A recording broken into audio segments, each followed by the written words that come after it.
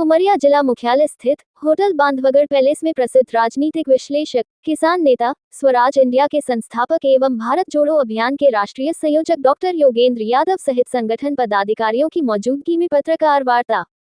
को संबोधित करते हुए कहा गया कि सामाजिक न्याय यात्रा और जातिगत जनगणना के मुद्दे को लेकर पत्रकार वार्ता की गई है एवं देश के सामने सबसे बड़ी चुनौती है संविधान बचाने की, लोकतंत्र बचाने की और देश की एकता को बचाने की। जहां इस चुनौतियों का मुकाबला करना है, इसी उद्देश्य को लेकर भारत जोड़ो अभियान मध्य प्रदेश के सामने सामाजिक न्याय यात्रा निकाल रहे हैं। उस सामाजिक न्याय यात्रा में दलित उत्पीड़न का सवाल है, आदिवासियों का सवाल है, ओबीसी समाज के सत्ता में हिस्से का सवाल है, जाति जनगणना का सवाल है।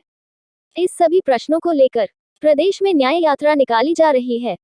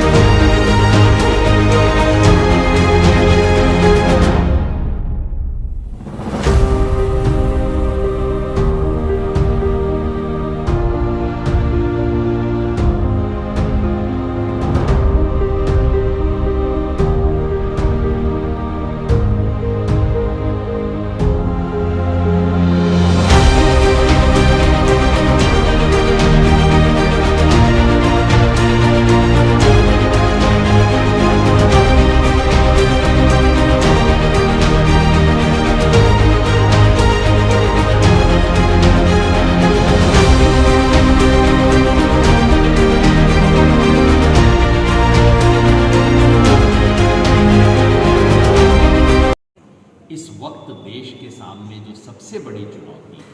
संविधान बचाने की, लोकतंत्र बचाने की, देश की एकता बचाने की, उस चुनौती का मुकाबला करना है। इस उद्देश्य को लेकर भारत जोड़ो अभियान मध्य प्रदेश के साथ ही यहाँ एक सामाजिक न्याय यात्रा निकाल रहे हैं और उस सामाजिक न्याय में हम दलित समाज के उत्पीड़न का सवाल, आदिवासी समाज और जंगल जमीन का जो अधिकार था उसका सवाल और ओबीसी समाज का सत्ता में हिस्से का सवाल, जातीय जनगणना का सवाल, इन तमाम प्रश्नों को उठा रहे हैं। हमारी मान्यता है कि जातीय जनगणना यदि राष्ट्रव्यापी स्तर पर होती, भारतीय समाज का एक्सरे होता है, उससे हमारे सामाजिक न्याय की व्यवस्था पुख्ता होती। इन सब विचारों को और मांगों को लेकर हम मध्य प्रदेश चुनाव से पहले यहाँ एक यात्रा निकाल रहे हैं और मध्य प्रदेश के नागरिकों से हमारी यही अपील कि आज जो भोपाल की सत्ता है और जो दिल्ली की सत्ता है, बीजेपी की सत्ता जो कि नागपुर में आरएसएस से चलती है, जब तक इस पार्टी को लोकतांत्रिक तरीके से चुनाव में हराया नहीं जाता, तब तक इस देश में संविधान और सामाजिक न्याय को, लोकतंत्र को बचाना संभव नहीं। इसलिए हम सब अपने तरीके बीजेपी को हराने और जो कोई बीजेपी को हरा सके उसकी पूरी मदद करने के संकल्प के साथ इस मैदान में उठे। गणना से ही ऐसे आंकड़े आ सकते हैं जिससे आपकी बात पुष्ट हो सके। अगर आपके मन में ये है कि भाई जाति के आधार पे इस देश में भेदभाव नहीं, वास्तविक भेदभाव तो अमीर गरीब का है, जिसके मन में ये मान्यता हो उन सब लोगों को कहना चाहिए कि जातिवार जनगणना करो, ताकि पता लगे किस जाति की आर्थिक स्थिति कैसी है, किसके पास जमीन है, किसके घर में कंप्यूटर है, किसके पास कार है, किसके पास सरकारी नौकरी है। इसका पूरा जन्मपत्री सामने आ जाए। और अगर ये पता लगता है कि हर जाति में गरीब और अमीर की अनुपात लगभग वही है, तो बस मैं आपकी बात मान लूँगा। ये पता लगता है कि इस देश में अमूमन कमोबेश सभी जातियों में अमीर और गरीब का अनुपात उतना ही है, तो फिर आपकी बात सही, मेरी बात। हमारा यही कि मुख्य धारा की पार्टियों के बाहर जन संगठन है, जन आंदोलन है, अलग अलग समाज के संगठन हैं, किसान संगठन है, मजदूर संगठन है, दलित आदिवासियों के संगठन है, मानवाधिकार संगठन है, पर्यावरण पे काम करने वाले जन संगठन हैं, जो मनरेगा पे, जो राइट टू फूड पे, इस सब पे काम करने वाले, तो और बेरोजगारी पे करने वाले युवाओं के संगठन हैं। इन तमाम संगठनों को हम इकट्ठा कर रहे हैं, क्योंकि हमारी मान्यता है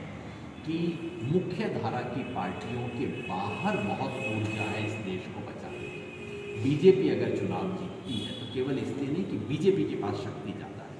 इसलिए क्योंकि संघ परिवार है जो कि शक्ति देता है उसे। इसी तरह से जो देश बचाने वाले हैं उनको भी पार्टियों के बाहर बड़ी ऊर्जा जो है उस ऊर्जा को समेटना होगा। में एक संगठन होता था राष्ट्र सेवा दल, मैं तीसरा उदाहरण दे सकता हूँ, कम्युनिस्ट पार्टियों का किसान सभा हुआ करती थी, वो होती थी। इस देश में पुरानी परंपरा, और कांग्रेस का कांग्रेस सेवा दल हुआ करता था। इस देश में पुरानी परंपरा रही है कि पार्टियों के बाहर, पार्टियों से स्वायत्तता रखते हुए ऐसे तमाम सामाजिक संगठन रहते हैं जो कि उसे पोषित करते हैं। इंडिया गठबंधन के बाहर रह के उससे स्वायत्तता बनाए रखते हुए एक व्यापक जो इस देश की सभ्यता की